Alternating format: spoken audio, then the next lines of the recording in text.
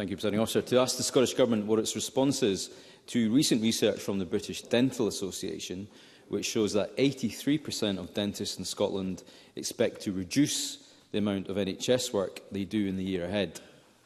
Minister Jenni Minto. The Scottish Government is aware of the survey and understands the concerns expressed, which is why the Scottish Government wrote to all NHS dental teams on the 7th of February confirming the continuation of the bridging payment to 31st October 2023 while we prepare for the implementation of payment reform. Payment reform will comprise a new, modernised system that will provide NHS dental teams with greater clinical discretion and transparency for NHS patients. It's our intention for payment reform to maintain the confidence of NHS dental teams by ensuring the future viability of NHS dentistry in Scotland. Jamie Greene.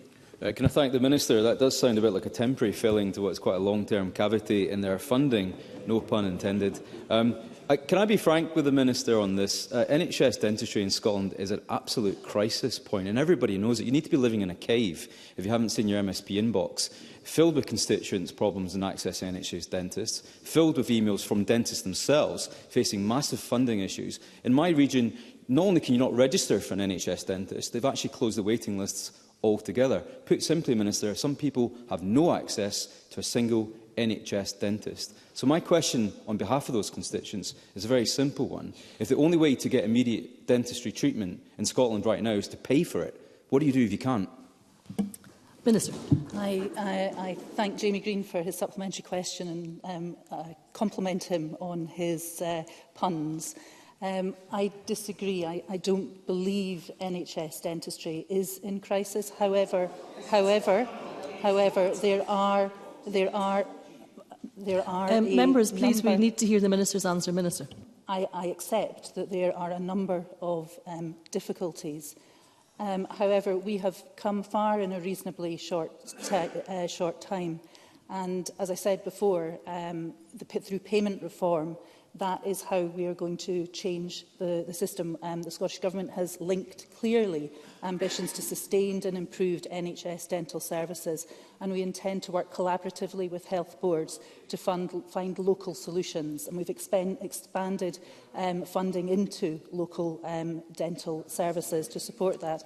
And in addition, we are also working with the other nations of the United Kingdom to improve the pipeline of dentists coming to Scotland from Europe, which was so negatively impacted by Brexit. Supplementary, Colin Smith. Thank you, Presiding Officer. Last week, dental practices in Langham and Annan announced they were deregistering 2,000 NHS adult patients. That adds to the more than 10,000 NHS patients deregistered with other practices in recent weeks in Dumfries and Galloway. You cannot register with an NHS dentist, and that is a crisis, Minister. So why does the Minister think that the Government's action, including promises of future funding arrangements, are failing so badly to stem what is the collapse of NHS dentistry in Dumfries and Galloway? Minister. I do appreciate the issues that there is within dentistry within Scotland, and I am working very hard with my colleagues to ensure that we are finding solutions with the dentists, and I outlined in my response to Jamie Greene what these are. And supplementary, Lee MacArthur. Thank you. There's just a single practice in Orkney providing NHS dentistry, showing the particular fragility in the islands in the context of the BDA figures referred to by Jamie Greene. With payment reform now pushed back to November, does the Minister accept its vital dentists have sight of the detail of what is being proposed well ahead of the November deadline? And what assurances has she had from the Chief Dental Officer that there will not be any further delay in this process of reform? Minister. I thank Liam MacArthur for that question, and yes, I do agree it is important to involve the dentistry profession in the discussions that we are having. That has happened to date, and that is continuing apace as I stand here just now. And supplementary, Bill Kidd.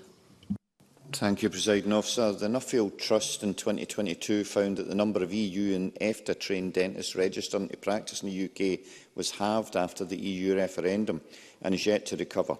So is it undeniable that Brexit, along with the pandemic, has been a factor in the current challenging situation facing dentistry? Despite this difficult context, can the Minister provide an update on the progress being made in providing extra support in areas where there is greatest patient need? Minister.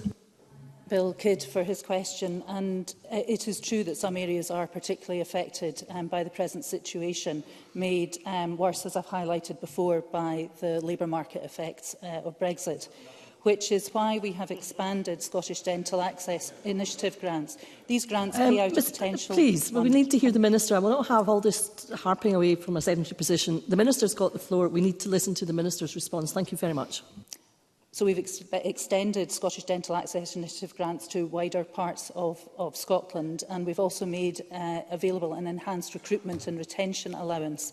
I'm also fully aware of the need to increase workforce pipelines from overseas, and as I've said previously, I'm working with and writing to Department of Health ministers to ensure that the changes are made on a four-country basis to improve the registration process for overseas dentists.